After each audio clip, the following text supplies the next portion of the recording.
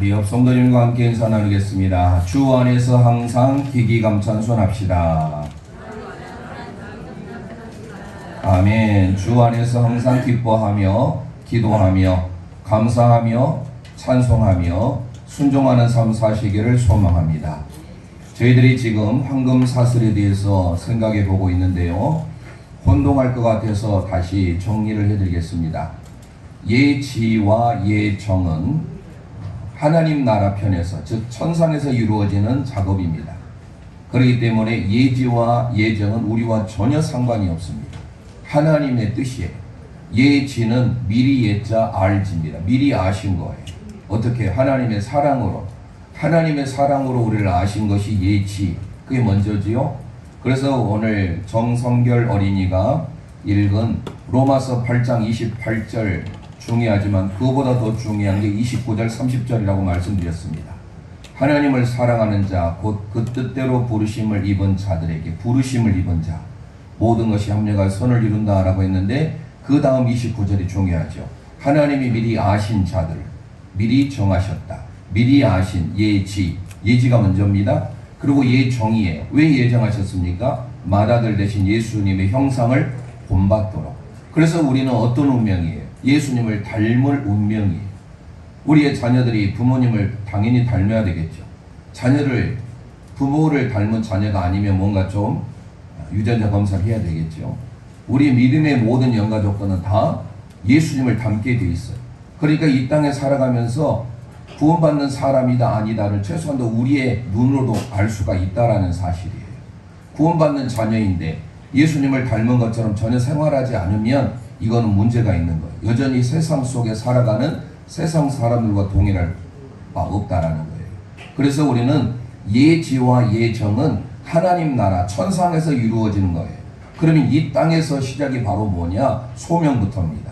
그런데 이 소명부터 9가지 이 단계는요, 모두가 다 하나님이 하시는 구원의 역사입니다. 이거를 우리는 항상 전제를 잃어서는 안 됩니다.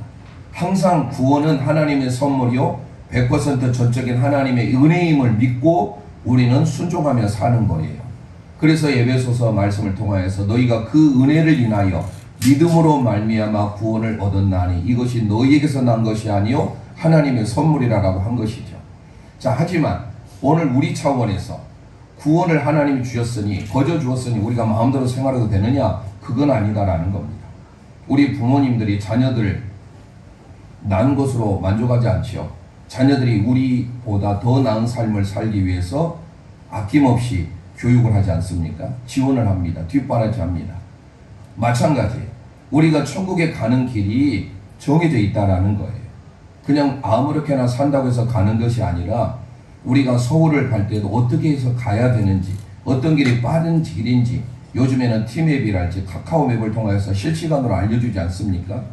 그러니까 우리가 가야 되는 길을 알고 있는 사람은 늘 가는 사람들 어디에 심지어 무인 카메라가 있는 것까지 압니다.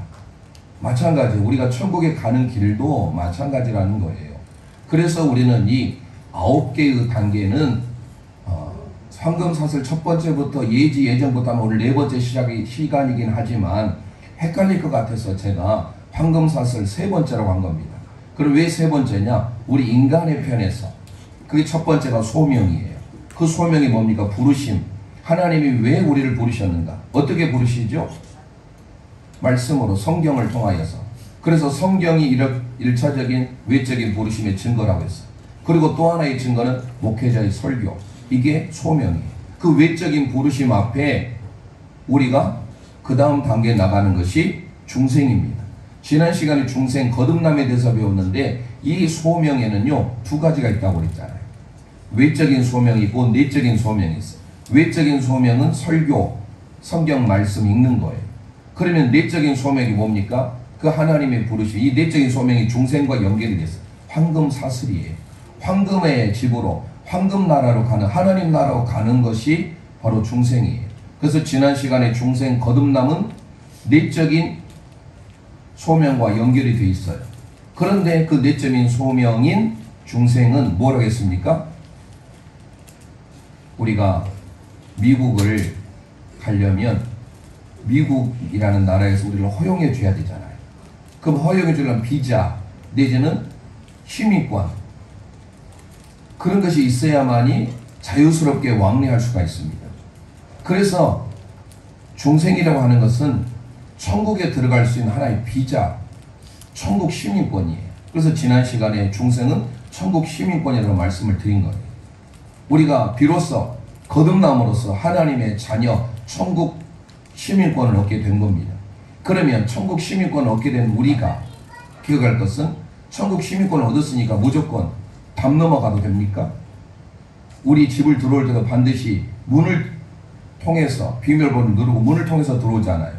문을 통해서 들어오지 않으면 절도요, 강도, 도적이라고 합니다. 그게 관문이에요. 우리나라 어떤 나라에 다 관문이 있어요. 그래서 중요하게 생각합니다. 우리나라의 인천국제공항 관문이죠. 우리나라 사람이 외국을 가기도 하지만 외국 사람이 우리나라를 들어올 때 인천공항, 그것도 반드시 문을 통과해야 돼요. 얼마나 철저히 조사합니까? 우리 국내 국민들은 그래도 편안하게 들어갈 수 있어요. 외국 국민들은 철저하게 심사합니다. 우리나라 국민이 까다롭게 다른 나라 가면 얼마나 까다롭게 심사합니까? 그래 바로 아무나 허용하지 않겠다라는 거예요. 최근에 베트남에서 우리나라 그 예전에 그 월남전에 참여하셨던 그 모자 있잖아요. 그 모자 쓰고 가시는 분들이 전부 입국 불허가 됐어요. 그분들 나름대로 그게 상당히 불쾌한 거예요. 그분들 스스로 독립을 이뤘다 생각하지 우리나라 국민들이 그의 나라 가가지고 이런 많은 도움을 줬다 우방국으로서 그리 인정하지 않으려고 해요. 심지어 그 모자를 쓰고 가는 분들에게는요, 우리나라 돈으로 수백만 원 벌금을 또 다 물었어요. 그래서 혹시라도 월남전에 참여하신 분들에게 이 모자 그 있잖아요, 그 모자는 특히 쓰면 안 됩니다.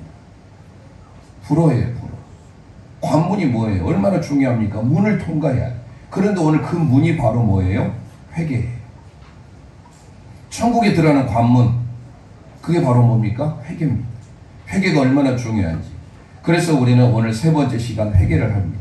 자, 황금사슬 다시 한번 기억하셔서, 이거는 우리가 내비게이션을 통하여서 안내를 받잖아요. 수연아, 현빈아, 내비게이션을 통해 나중에 물어볼 거예요. 내비게이션을 통하여서 우리가 천국에 가는 이 순서를 안내해 주는데, 그 순서가 중요한 거예요. 그 첫 번째가 뭐라고요? 소명. 두 번째가 중생. 세 번째가 회개. 네 번째가 신앙, 믿음이에요. 다섯 번째가 칭의입니다. 의롭다고 인정해 주시죠. 그리고 여섯 번째가 뭐예요? 양자됨, 양자. 일곱 번째가 성화. 여덟 번째가 견인. 아홉 번째가 영화. 그래서 이 9개의 순서를 우리가 다 기억하고 있어야 됩니다. 그게 우리의 천국에 가는 길이다라는 거예요. 그래서 우리는 그런 면에서 오늘 세 번째 시간이에요. 소명, 중생, 회개. 그래서 회개와 신앙, 믿음을 합쳐서 회심이라고 했죠. 자, 그럼 오늘 말씀을 들어가기 전에 회심이 뭐냐? 회개와 회심의 큰 차이를 하나 말씀드리고 오늘 들어가기를 원합니다. 회심은 일생일대 단 한 번 있어요.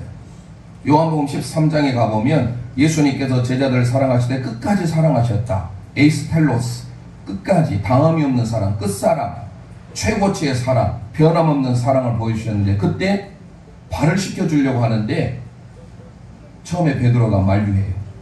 내가 너의 발을 씻겨주지 않으면 나와 상관이 없느니라. 그러면 베드로가 저의 온몸을 다 씻겨달라고, 목욕을 해달라고 해요.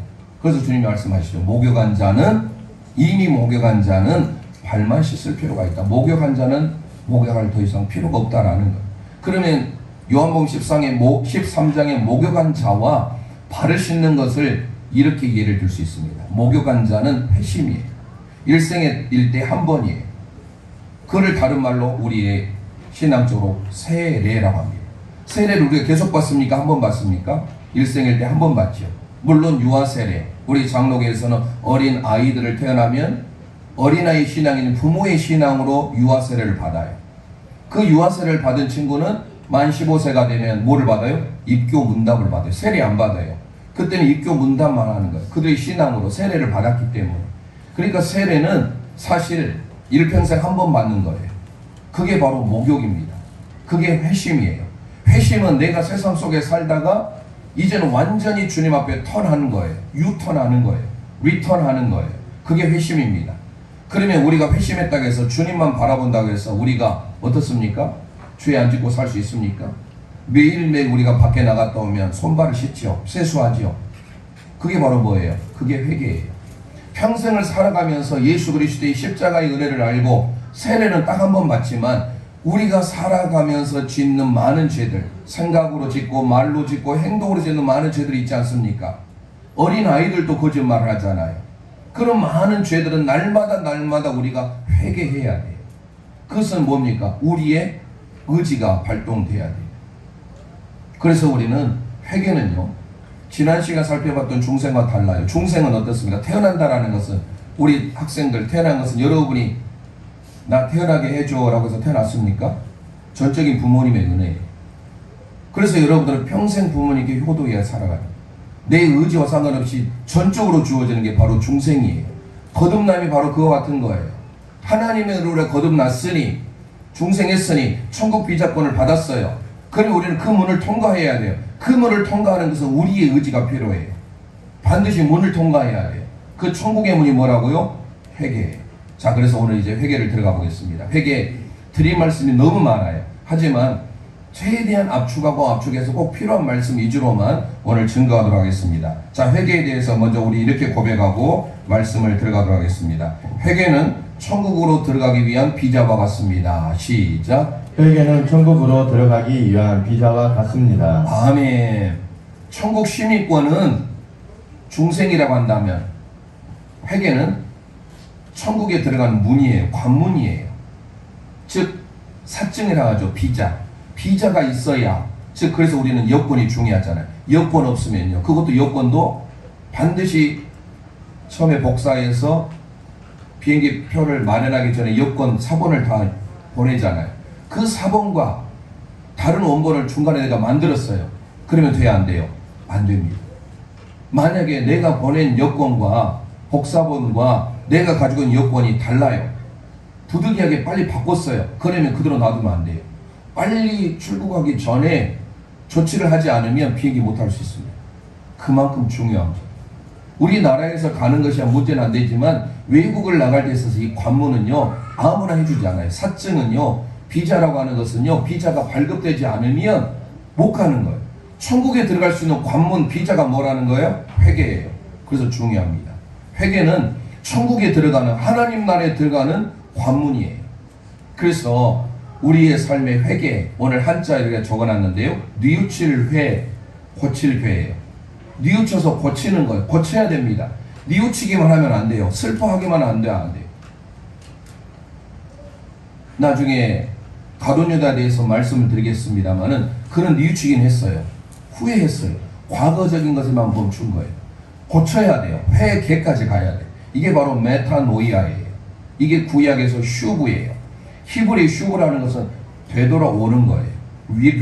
유턴이에요. 잘못된 길을 그대로 계속 가는 것이 아니라 유턴하는 것, 이게 바로 슈브예요. 되돌아오는 것. 누구에게?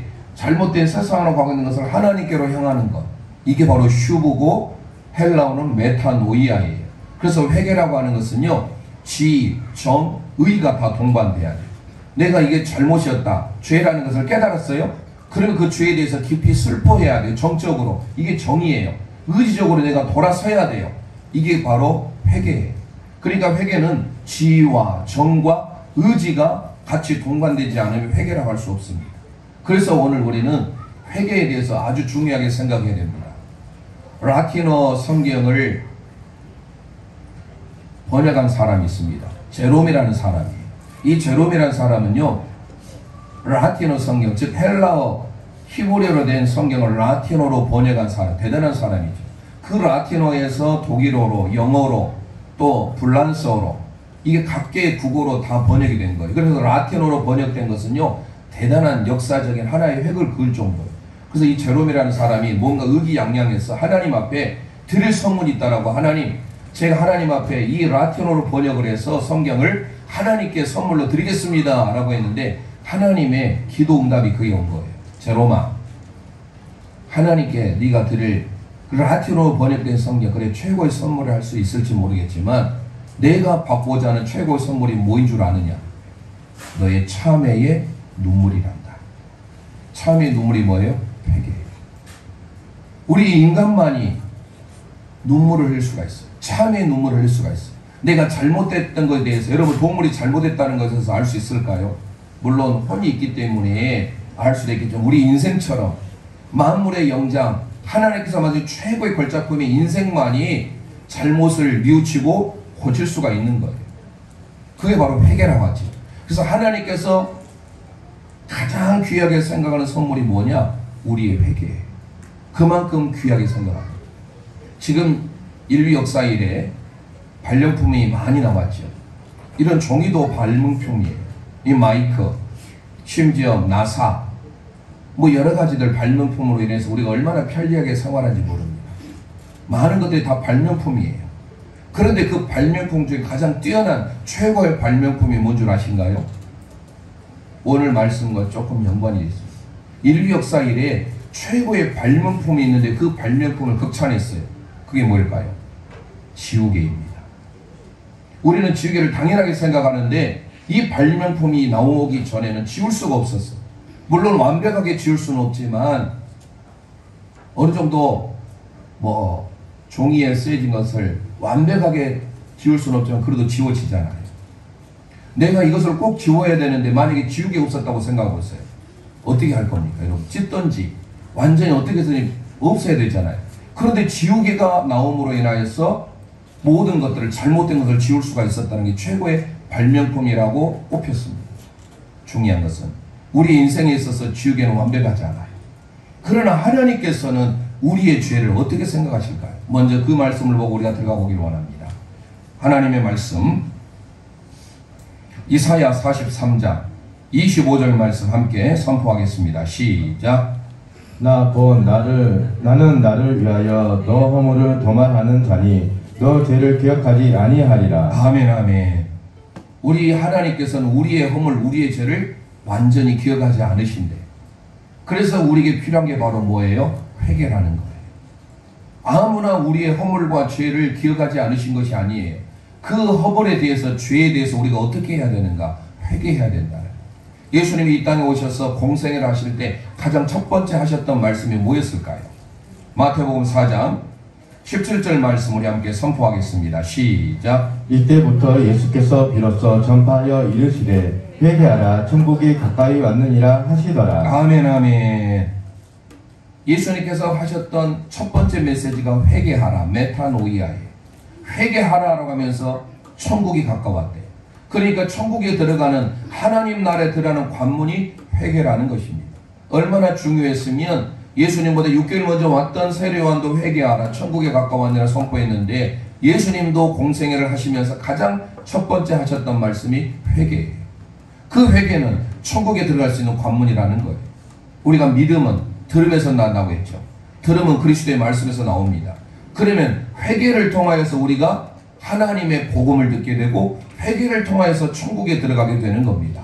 자, 마가복음 1장 14절 15절 말씀, 또 예수님의 말씀을 함께 선포해 보겠습니다. 시작. 요한이 잡힌 후 예수께서 갈릴리에 오셔서 하나님의 복음을 전파하여 이르시되 때가 찼고 하나님의 나라가 가까이 왔으니 회개하고 복음을 믿으라 하시더라. 아멘 아멘. 회개하고 복음을 믿으라라고 선포하잖아요. 예수님께서 우리가 하신 말씀이 얼마나 중요한지, 회개라고 하는 것은 그냥 우리가 단순히 죄에 대해서 슬퍼하는 정도가 아니에요. 슬퍼하면서 뉘우치고 돌아서야 된다는 거예요. 그래서 회개는 하나님 나라의 문을 여는 관문이기도 하지만 회개를 통해서 우리가 복음을 알게 된다는 사실이에요. 좀 전에 제가 말씀드린 가룟 유다가 예수님을 은 30에 팔았습니다. 그리고는 그는 깊이 뉘우쳤어요. 마태복음 27장에 가보면 그가 스스로 뉘우쳐라는 말이 나와요. 오늘 본문에 제가 선포 시간을 좀 절약하기 위해서 제가 그 구절을 뺐는데요. 나중에 한번 꼭 살펴보세요. 마태복음 27장 3절에 가보면 이에 가룟 유다가 스스로 뉘우쳐, 그런데 스스로 뉘우쳤으니까 뭔가 회개라고 생각할 수 있잖아요. 헬라 원문, 그리스 원문을 봤더니 메타 멜로마이라고 써있어요. 여기서 나온 멜랑콜리예요. 우울한, 스스로 슬퍼하며 우울하게 생각했어요. 그 정도예요. 하지만 성경은 우리가 말합니다. 뉘우침, 후회, 슬퍼함, 이거는 과거에 대해서만 하는 거예요. 그럼 회개는 뭡니까? 뉘우치고 슬퍼했어요. 거기서 머무르지 않고 미래의 결단이 필요한 거예요. 고쳐야 된다라는 거예요. 방향을 바꾸는 거예요. 그게 바로 메타노이아예요. 그래서 오늘 예수님께서 하셨던 회개하라라는 것이 후회하라, 스스로 뉘우쳐라, 이게 아니에요. 회개하라라고 하는 것은 메타노이아라는 것은, 메타라는 것은 방향을 턴하는 거예요. 우리의 마음, 우리의 생각을 완전히 하나님께로 돌리는 거예요. 그게 회개라는 것입니다. 자, 그래서 우리는 누가복음 5장 32절 말씀 우리 함께 선포해 보겠습니다. 시작. 내가 의인을 부르러 온 것이 아니요 죄인을 불러 회개시키러 왔노라. 아멘. 예수님께서 천국 복음을 전파하시면서 의인을 부르러 온 것이 아니라, 건강한 자에는 의인이 있을 때 없습니다. 의원이. 병든 자에게 의원이 있을 때 있습니다. 그러면서 내가 의인을 부르러 온 것이 아니라 죄인을 부르러 왔다 하면서 죄인을 불러 뭐하러? 회개시키러 왔다라는 거예요. 회개라고 하는 이 메타노이아가 얼마나 중요한지 모릅니다. 회개에 대하여서는 드릴 말씀이 많이 있는데 대표적인 성경이 누가복음 15장이에요. 누가복음 15장에 세 비유가 나옵니다. 첫 번째 뭐예요? 잃은 양의 비유예요. 100마리 양 중에 99마리가 있었어요. 한 마리 잃어버렸습니다. 저와 여러분 같으면 그래도 99마리 있으니까 뭐 또 새끼 비해서 나면 되지 이렇게 생각할 수 있잖아요. 그런데 그 잃은 양 한 마리를 찾기 위해서 목자는 나섭니다. 두 번째 비유가 있습니다. 잃은 드라크마의 비유예요. 10개의 드라크마가 있어요. 화폐 단위에 동전이 있습니다. 우리가 말한 예전에 그 뭡니까? 엽전처럼 구멍이 뚫려 있어요. 그런데 이거는요, 있어도 되고 없어도 되는 게 아니라 결혼을 앞두고 있는 여인에게 있어서 가장 필수품이에요. 여러분들이 만약에 목걸이를 했어요. 그런데 목걸이에 뭔가 하나가 구슬이 빠져 있어요. 흠이 있어요. 그거 하고 다닐 수 있겠습니까? 하나가 빠져 있는 거 그 대충 여러분들이 생각하지 않아요. 아주 귀하게 생각하죠. 하나라도 빠지면 안 돼요. 그래서 이런 10개의 드라크마 중에 하나 잃어버린 것은요, 너무 소중한 거예요. 그리고 세 번째, 잃은 아들, 탕자라고 하죠. 돌아온 탕자, 돌탕의 비유지. 그래서 잃은 양의 비유, 잃은 드라크마의 비유, 잃은 아들을 다 잃었어요. 다 한 개씩 잃었어요. 그런데 이게 한 개가 우리에게 얼마나 중요한 교훈을 가르쳐 주느냐? 우리는 그냥 잃어버렸다가 찾았다 이렇게만 생각하지요. 성경은 거기에 대해서 구체적으로 하나하나씩 말해줍니다. 먼저 잃은 양의 비유에 대해서 함께 선포해 보겠습니다. 누가복음 15장 7절 잃은 양의 비유에 대해서 예수님이 이렇게 말씀합니다. 함께 선포합니다. 시작. 내가 너희에게 이르노니 이와 같이 죄인 한 사람이 회개하면 하늘에서는 회개할 것이 없는 의인 99로 말미암아 기뻐하는 것보다 더하리라. 아멘. 죄인 한 사람이 하나님께로 회개하면 메타노이아, 하나님께로 돌아오면, 하나님을 향하면 회개할 것 없는 의인 99을 인하여 더 하나님이 기뻐하시겠대요. 뿐만 아니에요. 이런 드라크마의 비유 선포해 보겠습니다. 누가복음 15장 10절입니다. 시작. 내가 너희에게 이르노니 이와 같이 죄인 한 사람이 회개하면 하나님의 사자들 앞에 기쁨이 되느니라. 아멘. 이런 드라크마의 비유에서도 죄인 한 사람이 회개하면 하나님 나라의 기쁨이 된대요. 이만큼 회개를 하나님이 기뻐하세요. 그런데 아주 결정적인 클라이막스가 잃은 아들의 비유예요. 잃은 아들의 비유를 통해서 이 회개의 단계를 우리에게 하나하나 구체적으로 소개해주고 있는데, 사실 이거 하나만 하더라도 시간이 부족해요. 그러나 제가 선포하면서 제가 빨리빨리 건너뛰면서 한번 해보겠습니다. 그 다음에 나온 게 잃은 아들, 즉 탕자의 비유인데요. 16절 17절 본문에는 없어요. 제가 읽어보겠습니다. 그가 돼지 먹는 쥐염 열매로 배를 채우고자 하되 주는 자가 없는지라. 우리가 잘 아는 대로 탕자가 아버지의 재산을 절반을 가져다가 타향살이면서 다 써버렸어요. 그래가지고 다 잃어버렸어요. 그 이후에 모든 있던 친구들 다 떠나버렸습니다. 사람이요, 가질 때는 내 주변에 사람들이 많지만 내가 돈 잃어버리니까, 다 쓰고 나니까, 허비하고 나니까, 낭비하고 나니까 그 있던 사람이 다 떠납니다. 그래서 그가 어쩔 수 없이 돼지, 쥐염 열매를 먹일 수밖에 없어요. 그리고 17절 이에 스스로 돌이켜, 이게 바로 중요한 거예요. 스스로 돌이키가 바로 회개예요. 자기의 상황을 알고 이제 자기가 잘못됐음을 알고 회개하는 거예요. 그가 깨닫는 거예요. 그래서 우리는 지적으로 깨닫는 게 시작이에요. 회개라고 하는 것은 지, 정, 의라고 제가 서두에 말씀드렸죠. 지적으로 내가 잘못됐음을 깨닫는 게 스스로 돌이켜야 돼요.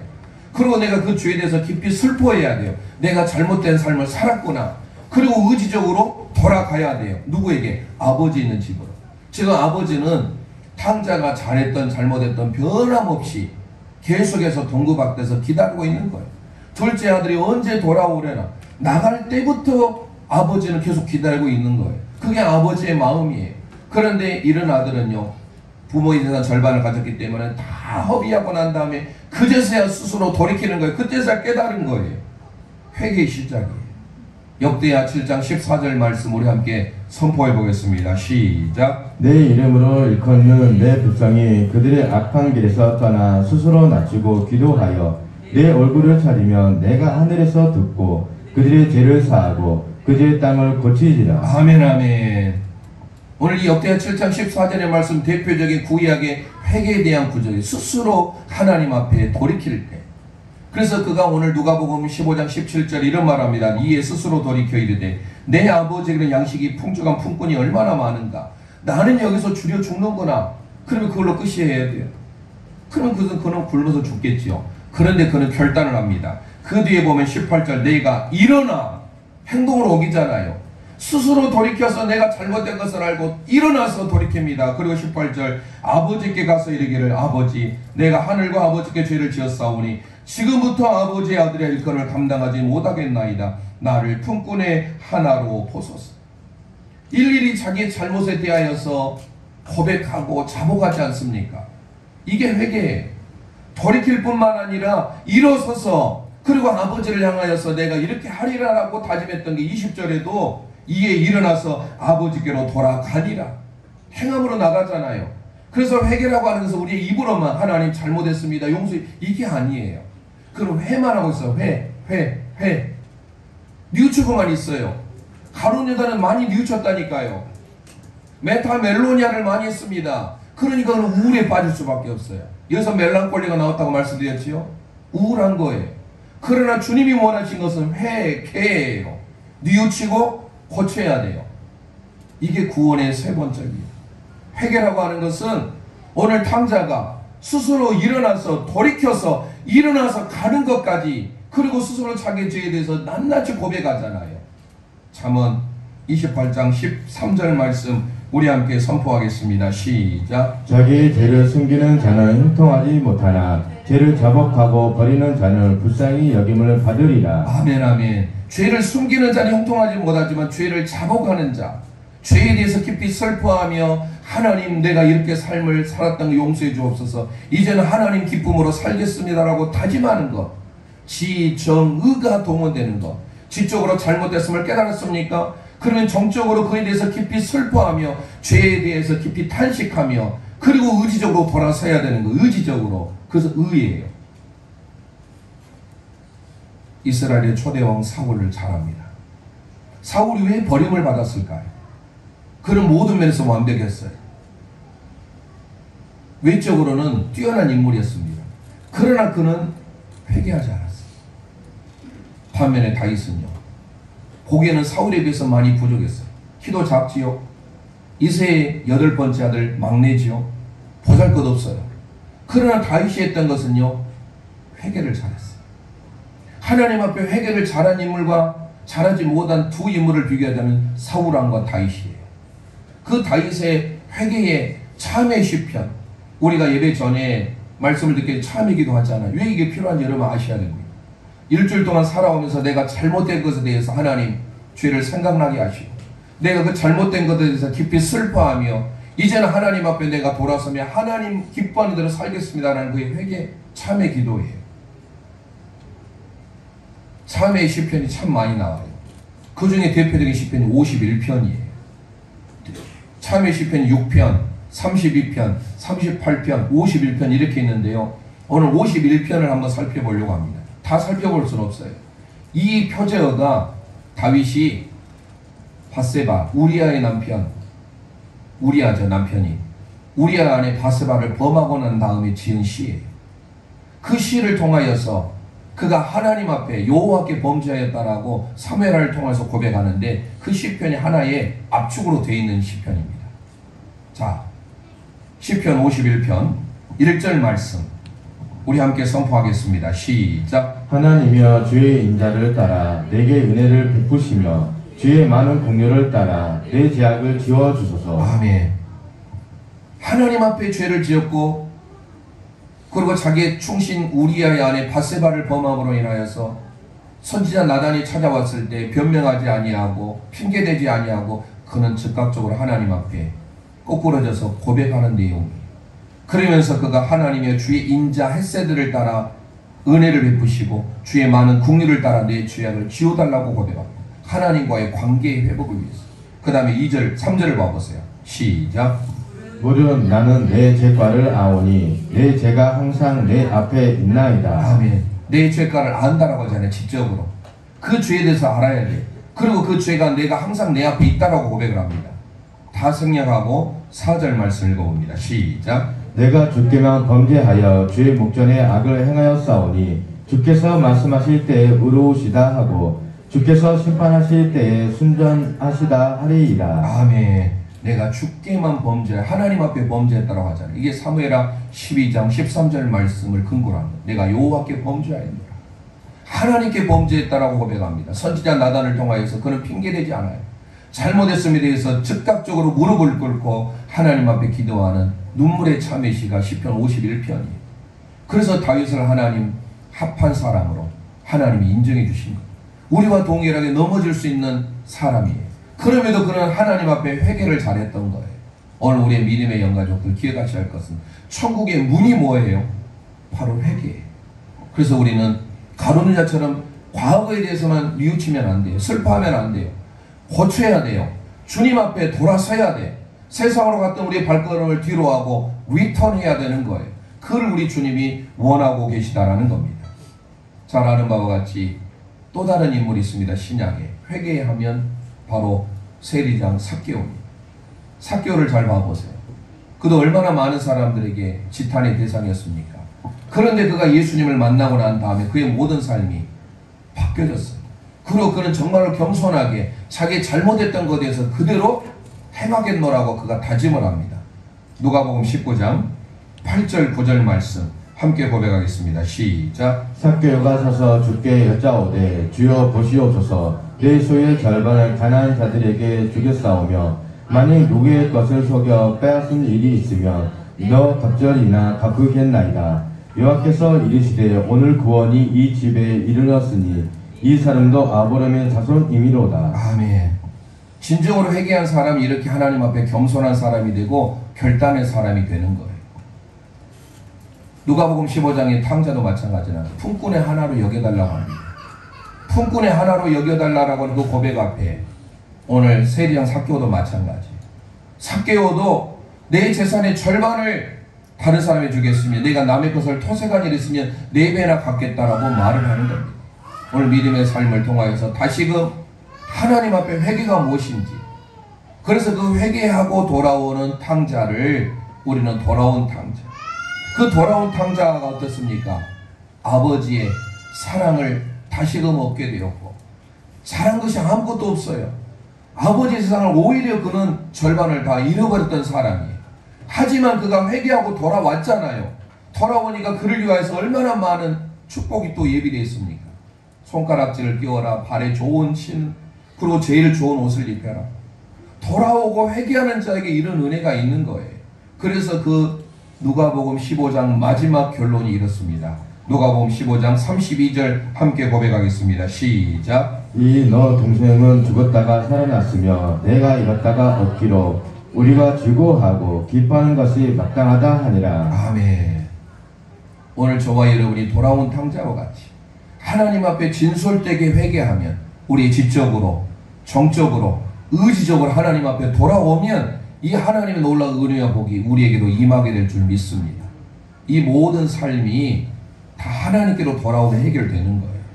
잘 아는 대로 요엘 선지자를 통하여서 우리에게 말씀하신 내용이 있습니다. 요엘 시대에 이스라엘 민족의 모든 것들이 다 잃어버려요. 메뚜기가 먹은 것을 황충이 먹고, 황충인 것을 느시 먹고, 느시 먹은 것을 계속해서 다 아무것도 없는 상황이에요. 어찌할 수 없는 그런 상황에 이스라엘 백성들에게 하나님이 요엘을 통해서 말씀하신 것이 있어요. 그게 요엘서 2장 12절 말씀이에요. 함께 선포하겠습니다. 시작. 여호와의 말씀에 너희는 이제라도 금식하고 울며 애통하고 마음을 다하여 내게로 돌아오라. 아멘. 마음을 다하여 애통하고 내게로 돌아오라. 이게 바로 슈브예요. 세번역 성경에서 제가 읽어드리겠습니다. 이렇게 번역하고 있어요. 지금이라도 너희는 진심으로 회개하여라. 나 주 여호와가 말한다. 금식하고 통곡하면서 나에게로 돌아오너라. 이게 새 번역에서 번역하고 있는 말입니다. 회개하고 돌아오는 자에게 하나님의 긍휼하심, 하나님의 은혜가 함께하는 줄 믿으시길 바랍니다. 늦었다고 생각할 그때가 하나님의 때예요. 늦었다고 생각할 그때가 하나님께로 돌아올 때예요. 회개하면 하나님의 역사가 일어납니다. 잘 아는 바와 같이 1907년 평양 대부흥운동이 일어납니다. 평양에서. 그 전에 1903년에 원산이라는 곳에서 대부흥운동이 일어나요. 하디 선교사와 많은 선교사들을 통하여서 부흥운동의 역사가 일어나는데 거기에 중심 인물이 누구냐면 길선주 목사님입니다. 원래 그분은 장로님이었어요. 장로님이셨다가 정말로 하나님 앞에 신실하게 믿음 생활 잘 하셔서 전도사님이 되었고, 당시 조사라고 하는데요. 전도사님이 되고 나중에 1906년 그 즈음에 목사 안수를 받습니다. 그리고 평양의 대부흥운동의 기폭제가 되는 역할을 하게 되는데, 평양 대부흥운동을 한마디로 무슨 운동이라고 하지 아십니까? 회개운동이라고 합니다. 당시에 평양의 산정현 교회에 모여있는 성도들이 적지 않게 모였어요. 약 1500명 이상이 모였어요. 그만큼 북한이 그때만 해도요, 대부흥의 역사였어요. 동방의 예루살렘이라는 것이 평양이었어요. 하나님의 복음이 북한을 먼저 통해서 들어갔어요. 그런데 그 북한이 잘못된 김일성, 김정일, 김정은 이 3대 세습 독재체제로 인해서 완전히 세계 밖에 1위 국가가 된 것 아닙니까? 하나님을 믿을 그 나라에 십계명이라는 그곳에 바로 누구를 넣은 거예요? 김일성이를 넣어버린 거예요. 그래서 자기 우상화, 신격화 작업을 시작한 거예요. 지금의 평양에 있는 금수산 동상이 서 있는 곳이 원래 교회가 있던 자리예요. 그 교회를 다 허물어버리고 자기 동상을 세운 거예요. 하나님이 기뻐하시겠습니까? 그러니까 세계가 가장 박해하는 나라 중에 하나가 되고 가장 어렵고 힘들고 못 사는 나라. 우리가 해마다 다니엘 기도회 하면 그 북한의 탈북민의 감정을 들어보면 정말 얼마나 처참한지. 최근에 우크라이나와 러시아 지금 계속 전쟁 가운데 있는데 수천 명을 그리 보냈잖아요. 완전히 그야말로 그냥 북한 군인들 그리 동원지도 모르고 가가지고 다 전부 거의 다 대부분 목숨을 잃었어요. 이런 지금 위기에 있는 북한. 우리가 북한 가까운 곳에 있지만 갈 수 없는 38도선이 있어가지고 얼마나 안타깝습니까? 거기는 공산주의요, 사회주의요. 우리나라는 자유민주주의 공화국 아닙니까? 말로만 조선민주주의 인민공화국이라고 거창하게 이름을 붙여놨죠. 이름은 북한이에요. 그런데 조선민주주의 인민공화국이래요. 그렇게 박해가 심한 나라가. 공산주의 체제가 얼마나 우리에게 잘못되었음을 보여주는 하나의 증거 아닙니까? 그런데 어떻습니까? 오늘 우리가 하나님 앞에 모든 것을 잃었다 할지라도 하나님께로 돌아오면 해결되는데, 당시 길선주 목사님께서 설교를 해도 영향력이 없는 거예요. 그래서 길선주 목사님이 간단하게 요약을 하면 자기 잘못에 대해서 회개한 겁니다. 아주 절친한 친구가 하나 있었는데 그 친구가 세상을 먼저 떠나면서 지병으로 떠나면서 자기 재산을 믿을만 하니까 맡긴 거예요. 길선주 목사님. 그런데 이제 모든 장례를 치는 데 있어서 당시 목회자가 어려우니까 이 목사님의 생각으로 당시 100원, 적지 않은 금액이었어요. 그 금액을 자기 봉사비 이렇게 장례하고 섬기는, 우리 말한 대로 가면 이제 성도들이 감사 표시를 이렇게 신방 감사 응급 들을 수도 있잖아요. 자원해서. 그런데 이분은 자기 스스로 그걸 뺀 거예요. 재산을 자기 마누라 남겨두고 가니까 내가 자네만 믿네. 그리고 자기 마누라한테 맡기지 못하고 길선주 목사님한테 맡기고 간 거예요. 그런데 길선주 목사님은 거기에서 맡은 것을 일부러 100원을 빼고 나머지를 이만저만해서 아내를 준 거예요. 친구의 아내를. 그런데 그걸 당연하게 생각했는데 그게 성령의 역사 가운데 뭐가 부흥회를 하는데 아무런 기적이 없어서 이게 뭐가 잘못되었지라고 생각을 통해 하나님께서 성령으로부터 그걸 깨닫게 하신 거예요. 그래서 길선주 목사님께서 자기의 잘못을, 하나님 저는 아간과 같은 죄인입니다. 아간과 같은 죄인입니다라고 고백하면서 눈물 흘려서 통곡하면서 설교를 하기 시작했습니다. 그리고 자기가 잘못된 것에서 100원을 취한 것에 대하여서 내가 이렇게 잘못했으면 내일은 그 암흑의 성도님 집에 갖다 주겠습니다. 그게 기폭제가 돼가지고 여기저기에서 참회의 눈물, 통곡의 눈물이 터지기 시작하면서 그게 평양 대부흥운동이 되게 됩니다. 그저 평양 대부흥운동이 된 것이 아니라 한 사람의 회개, 한 사람의 탄식이, 한 사람의 눈물의 기도가 결국은 평양의 대부흥운동을 가져오게 되었다는 거예요. 저와 여러분이 하나님 앞에 진솔된 회개, 진실한 회개를 하나님이 원하고 계시다라는 거예요. 누가복음 13장 5절 말씀 우리 함께 선포하겠습니다. 시작. 너희에게 이르노니 아니라 너희도 만일 회개하지 아니하면 다 이와 같이 망하리라. 아멘. 회개하지 않으면 망한다라는 거예요. 우리는 어떠한 경우에서도 나의 잘못, 생각난 거 있으면 반드시 하나님 앞에 메타노이아, 회개해야 돼. 그러지 않으면 하나님의 국률하심이 없습니다. 회개하는 자에게 어떤 은혜를 주신지 어제 몇 가지만 살펴보고 마치겠습니다. 사도행전 3장 19절 말씀 우리 함께 선포하겠습니다. 시작. 그러므로 너희가 회개하여 돌이켜 너희 죄 없이 함을 받으라. 이같이 하며 새롭게 되는 날이 주 앞으로부터 이를 것이요. 아멘 아멘. 회개할 때 죄 용서, 죄 사함의 은혜가 있게 된 줄 믿습니다. 회개하는 자에게 새롭게 되는 날이 있다라는 거예요. 뿐만 아닙니다. 시편 34편 18절 다윗이 지은 시예요. 아비멜렉 앞에서 미친 채다 지은 시라고 표제가 기록됐어요. 근데 그 시편 34편 18절에 이런 기록을 합니다. 시작. 여호와는 마음이 상한 자를 가까이 하시고 충심으로 통회하는 자를 구하시는도다. 아멘. 마음이 상한 자, 참회하고 통회하는 자, 회개하는 자를 하나님이 구원하신 줄 믿습니다. 고린도후서 7장 10절 바울 사도의 고백을 들어봅니다. 시작. 하나님의 뜻대로 하는 근심은 후회할 것이 없는 구원에 이르게 하는 회개를 이루는 것이요 세상 근심은 사망을 이루는 것이니라. 아멘 아멘. 회개는 구원에 이르는 회개임을 기억하셔야 됩니다. 우리가 회개할 때 하나님의 구원의 은혜가 임한다라는 거예요. 마지막 한 구절 말씀드리고 마칩니다. 사도행전 11장 18절 말씀 선포합니다. 시작. 그들이 이 말을 듣고 잠잠하여 하나님께 영광을 돌려 이르되 그러면 하나님께서 이방인들에게도 생명 얻는 회개를 주셨도다 하니라. 아멘 아멘. 우리가 하나님 앞에 회개를 하면 하나님의 죄 용서함을 받게 되고 죄 사함을 받게 되고 하나님의 구원의 은혜가 임하게 되는데 생명 얻는 은혜를 우리에게 허락해 줄 줄 믿습니다. 그래서 생명 얻는 회개, 오늘 말씀을 통하여 회개는 너무 중요합니다. 천국 문에 들어가는 관문이에요. 이렇게 생각하면 아주 쉽겠죠. 그래서 우리는 천국에 들어가는 문이 뭐예요? 회개입니다. 회개를 통하여서 우리의 모든 삶에 우리 모두가 다 하나님 나라의 백성, 천국 백성으로서 우리가 하나님 나라에 들어가는 문을 통과하는 우리 모든 영가족들 되시길 소망합니다. 생명 얻는 회개, 좀 전에 우리 엘피스 오케스트라 연주했는데요. 송경민 목사님이 작곡하신 이 곡 가사를 생각하면서 우리에게 익숙하진 않지만 오늘 제가 단체톡에 올려드렸는데 우리 같이 반주해 주면서 앞에 전함해 주시고 함께 찬양하겠습니다.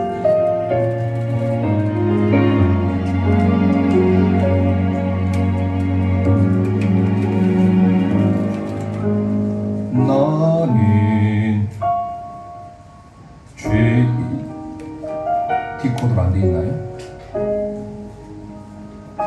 E 플랫이네요. 좀 낮춰볼래요? 다시 한번. 그냥 그걸로 하겠습니다. 맞나요?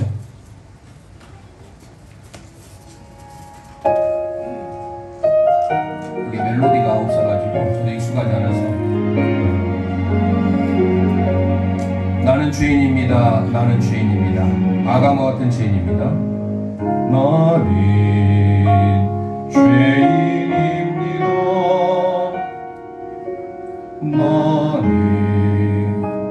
죄인입니다. 내 모든 것 다 하시는 분 주 앞에 고백해요. 주는 자비하시고